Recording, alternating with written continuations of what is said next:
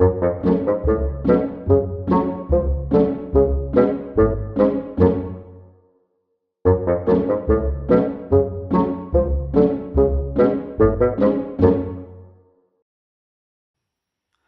there everyone, welcome to Fingers, Thumbs and Fits, and today we've got another Warhammer Underworlds unboxing as we look at the Jaws of Itzl set. Now those guys look quite terrifying, don't they?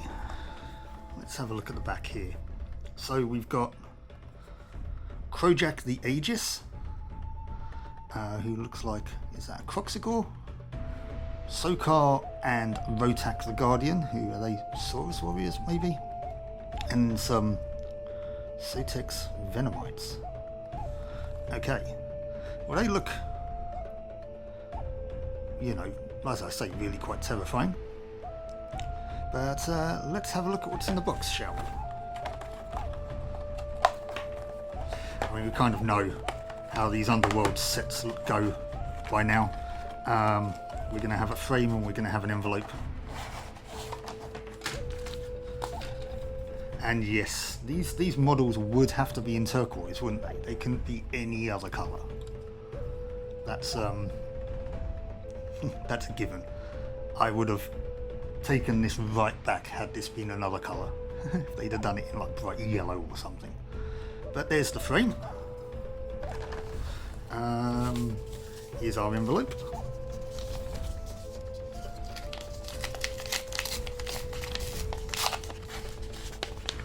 With our character cards and our ability card. So there's the Jaws of Itzl, there's the abilities, the inspiration requirements, a passive ability and some other bits and pieces which I'll go into later on.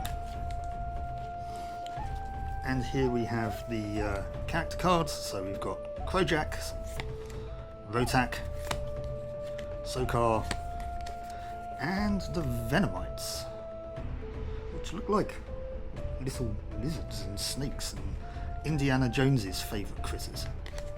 So yeah, okay, let's whack these guys together, and I'll see you in a minute. Okay, and we're back, and here we have our turquoise Saurus warriors, all assembled. Now, again, relatively straightforward to put together, except for one, which I will mention when we get to it.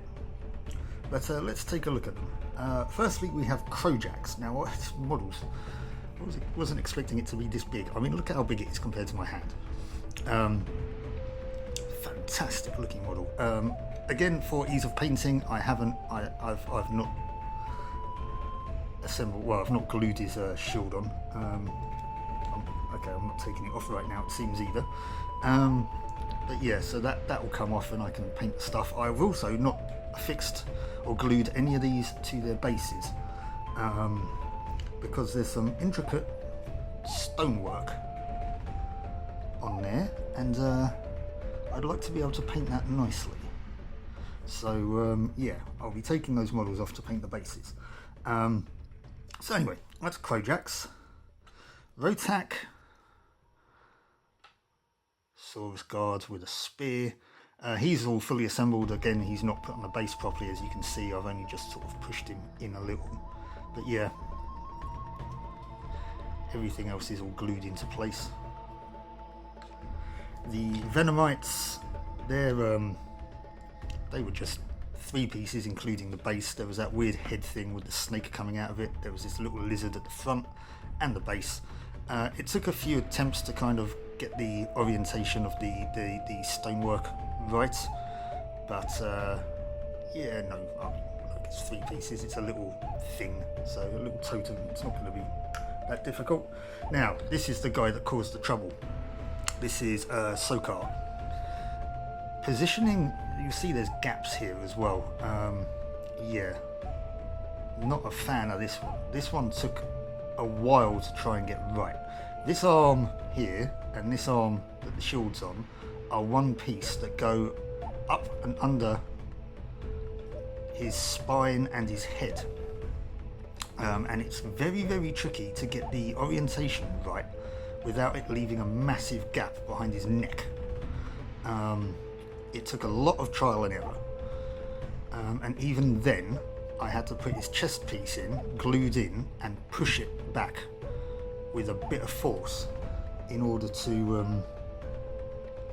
make it sort of fit properly.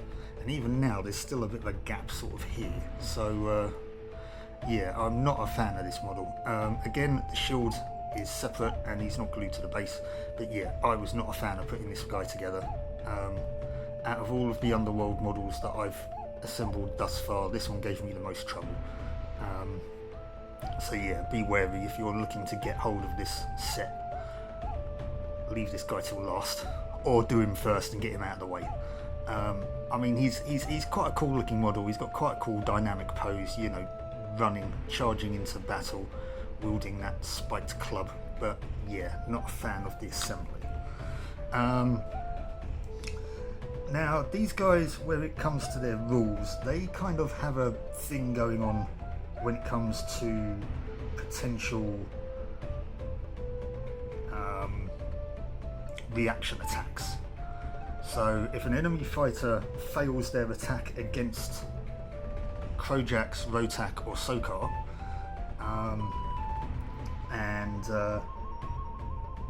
well, if the attack is successful but is saved, and the save includes any hammers when it's rolled, you put a damage counter on the enemy fighter, which is pretty cool, and then that ties into their inspirational rule, which inspires if you inflict damage in the enemy turn. So yeah, they've got various other bits as well. They can, after a friendly big guy attacks, if the Venomites haven't moved as part of the action step, the attack, they can move the Venomites. There's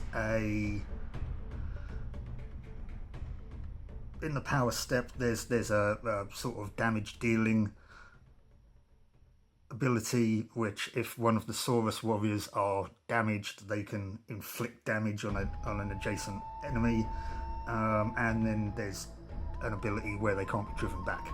So yeah, these guys are going to play kind of quite differently. I think they've definitely got a to me they sound like that they want to charge into combat, but then, you know, they can deal, as I say, they can deal sort of like reaction attacks. So be interesting to see how that works. And as always, you know, want to try and slap some paint on these guys.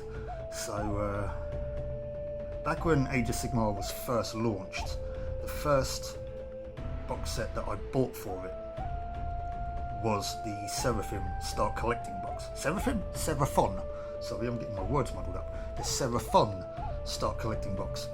And I built myself a small Seraphon army. I had like a skink priest and some Saurus warriors and some skinks. The old one, Old Blood and a Carnosaur. So yeah, I only got round to painting. I painted the Carnosaur, I think, and I painted a couple of the skink priests.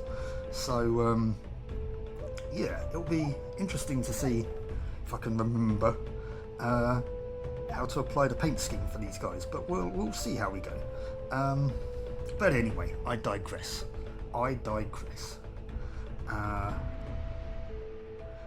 Thank you very much for watching this unboxing. Let me know what you think in the comments down below, and hope to see you for the next one. So, until then, keep on adventuring, and I'll catch you later. Bye-bye.